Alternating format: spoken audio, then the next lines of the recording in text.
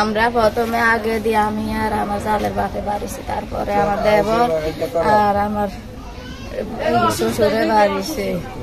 গাড়ি নিচের দিকে নামতে আছে, খালের দিকে বেশ অনেক দূরে চলে গেছে।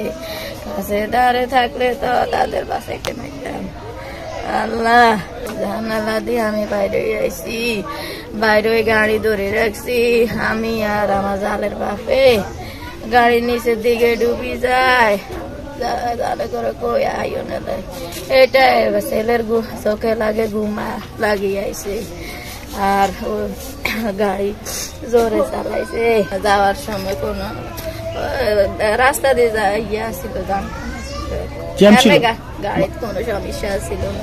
দেবরে না দেশের জানে গাড়ি কেমনে চালায়, কত ঘন্টা আস্তে চালাইতে আমরা তো জানি, আমরা তো সহজ। আপনারা রওনা দিয়েছেন কয়টা এখান থেকে? আগের দিন 4টা বাজে। আচ্ছা, রাত্রে 11টা বাজে যাই ইয়ে করে উঠছি। আচ্ছা, দেবরের লই একটা 1টার দিকে আবার দেশের দিকে রওনা দিছি। ওই রাতেই? ওই রাতে। আস্তে আস্তে যখন ঘটনাস্থলে কয়টা বাজলো?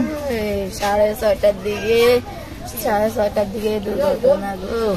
কি যেন ভাঙ্গি চুরি মানে পিছন দিয়ে গাড়ি ভাঙ্গি চুরি নিচের দিকে আস্তে আস্তে কিনে আমি জানালা দিয়ে লাভ দিছি। গাড়ির কি হয়েছে, গাড়ির কি হয়েছে, গাড়ি কোনো নাই।